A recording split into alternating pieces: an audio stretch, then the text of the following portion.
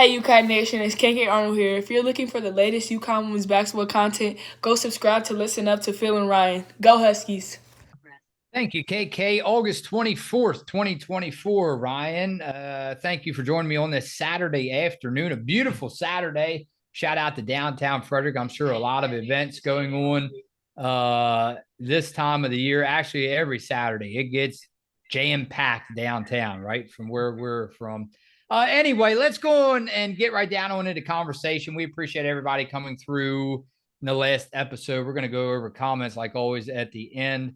Shout out to Rivals, Ryan, rivals.com. They brought us this news by UConn report Cole Stefan. So thank you a lot to this person who brought us the news a couple of days ago. Now, we already went over USC, you told me, in South Carolina, right? So I wanted to touch base on you with this big news.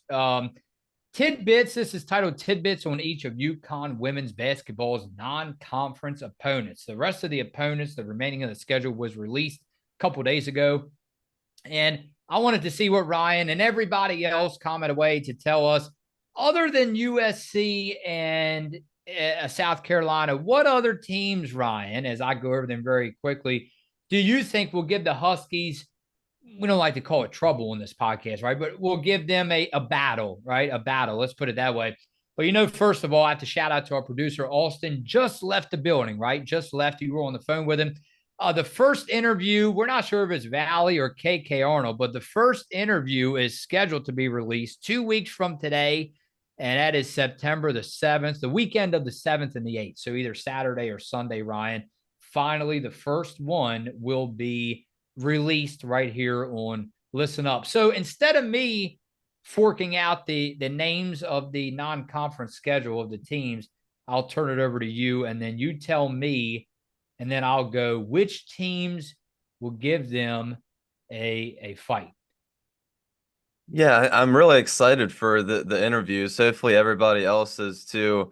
But yeah, I'm really excited to get those out, and hope everybody really enjoys those. Like we said, I think both of them with Valley and KK Arnold were really good. So looking forward to getting those out. But yeah, I think we did videos on Iowa State and South Carolina. I know we talked a little bit about USC too, because that's probably one of the biggest games on the Huskies schedule for the whole entire season. But UConn's exhibition match or preseason game comes against Fort Hays State on November 3rd. So that'll be their first tune-up game before the first game of the regular season against Boston University on November 7th. Another home game against South Florida on the 10th.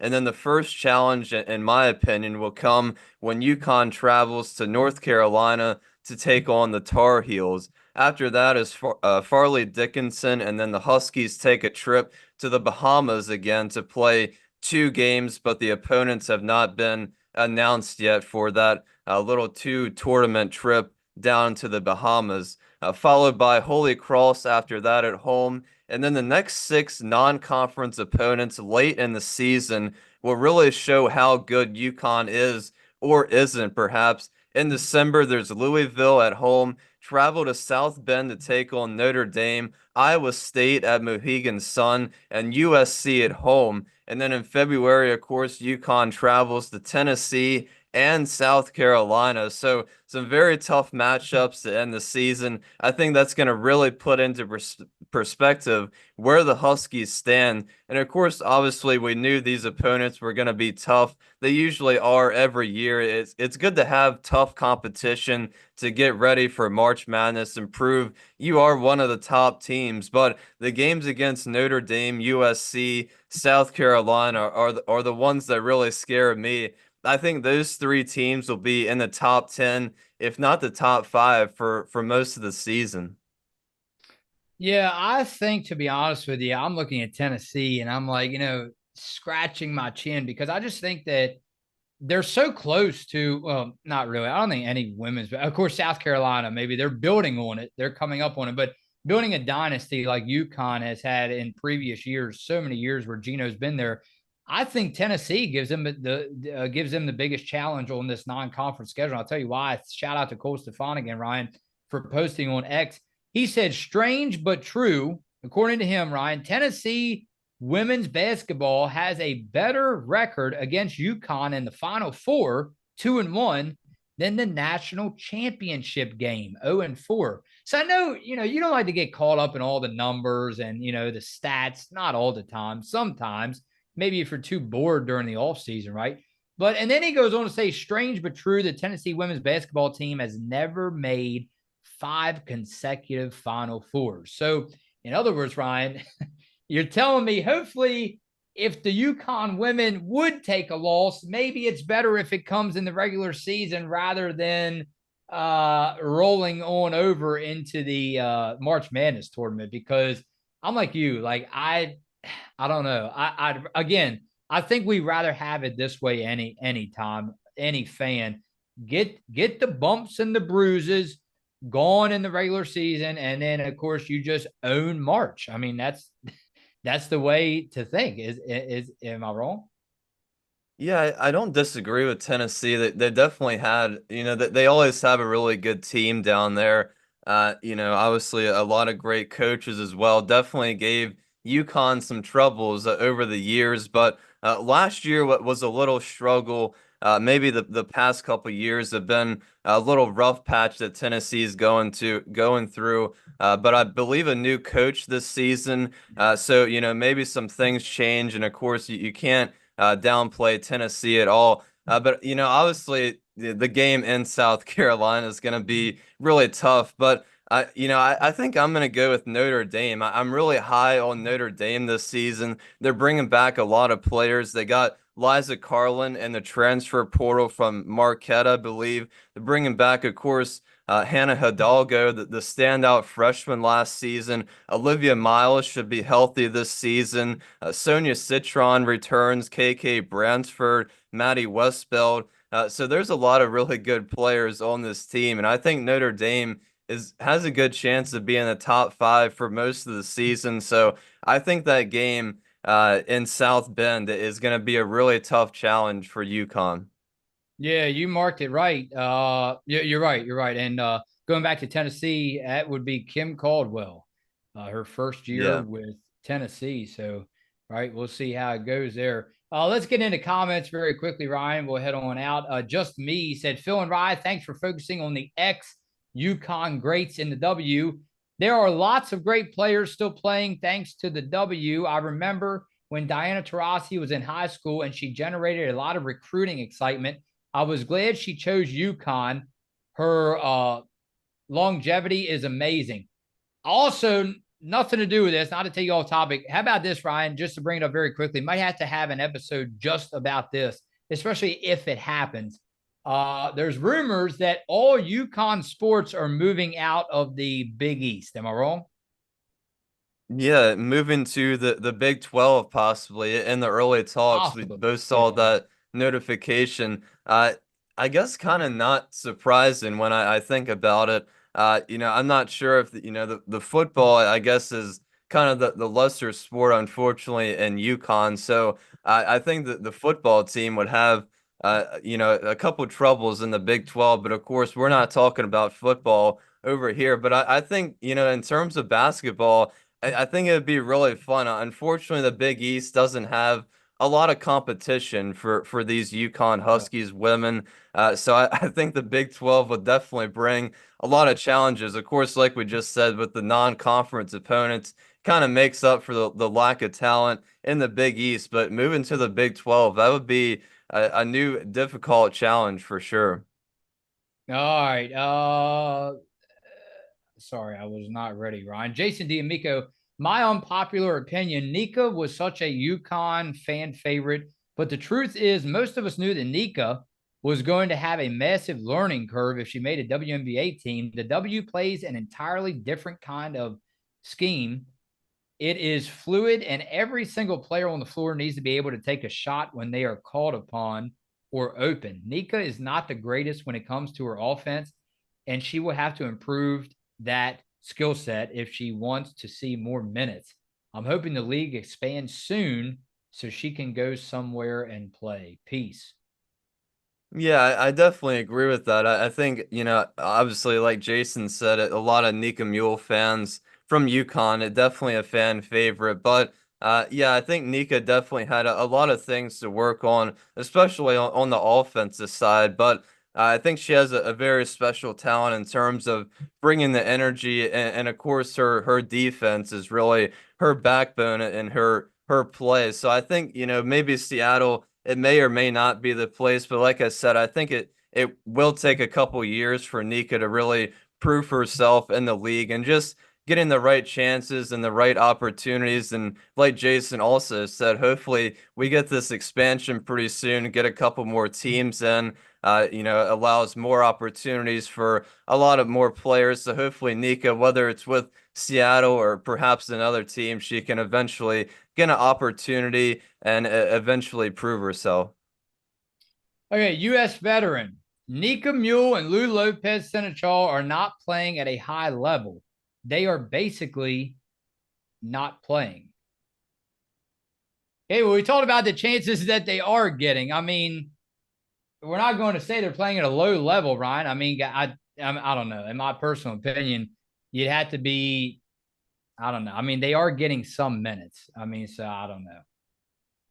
Yeah, unfortunately for Lou Lopez, she got injured, I believe, her rookie year, and it hasn't really panned out since then. So hopefully, as well, she gets a couple more opportunities. But unfortunately, her career so far hasn't gone. I'm sure how she's wanted it to. But I think Dorka and Aaliyah are certainly playing pretty good basketball right now. Unfortunately, for Dorka not starting like she was last year. But I think next year she has a really good chance to really prove herself and be in the starting lineup for the Link and a lot of those games and really have career highs in a lot of her stats. And I think the same goes for Aaliyah as well. I really expect her to keep on building with the Mystics over the years. And I really think that she can be one day a franchise player for Washington. The disruptor one said, "Why is Nika in the thumbnail?" Let's be honest. She was very fortunate she wasn't cut when Seattle made room for Gabby Williams. You know, Ryan, I'm gonna put my best foot forward here and just tell you what I really think about this. I think that it's obviously now if people want to post videos, they want to post whatever. I get it. It's our opinions. We give a lot of opinions of our own right on this podcast. Let me tell you this, and everybody else. I think it's very dangerous. And I think it's kind of embarrassing. I'm not going to point out any one person.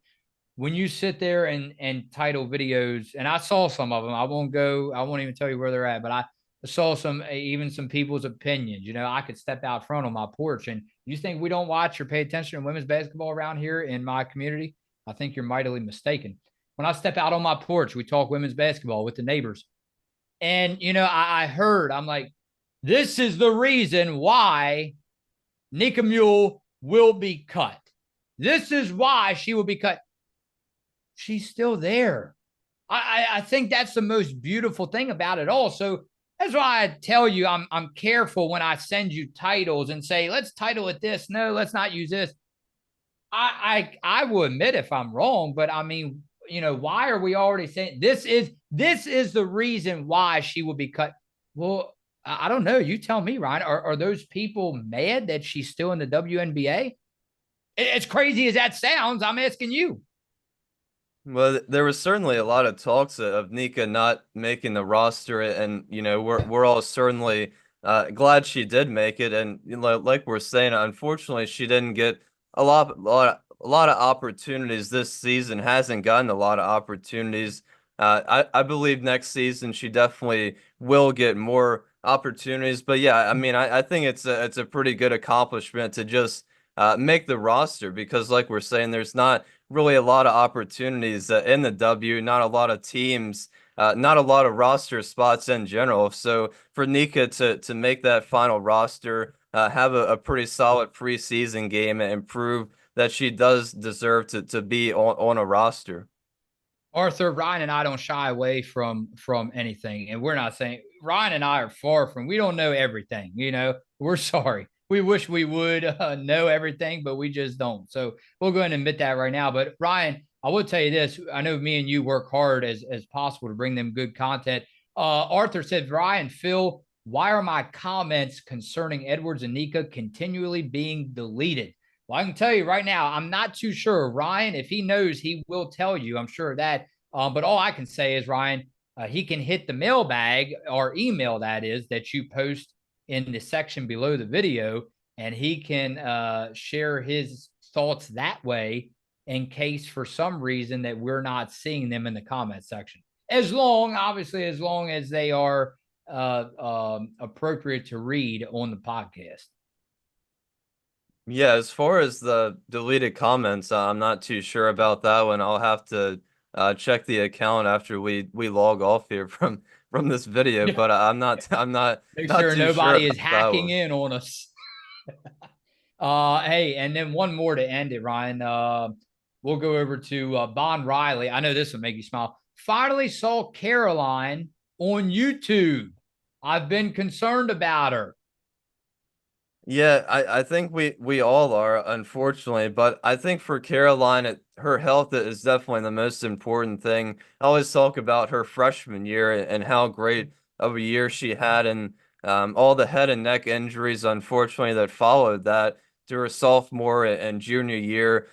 So, hopefully this year it'll be a different story for Caroline. I think she's a great player. She has a very high ceiling, and she can have an impact on this team, and hopefully that can be this year where she has an impact and can stay healthy and provide some sort of benefit coming off the bench maybe for UConn. For Ryan Renner and producer Austin Edom, Phil Becerra, saying a very good evening. Make sure, Ryan, we tell them drive sober or get pulled over. All right. It's a Saturday night. So you got to be careful, especially people filing out of Camden Yards tonight at that ball game, right? Phil and Ryan, listen up.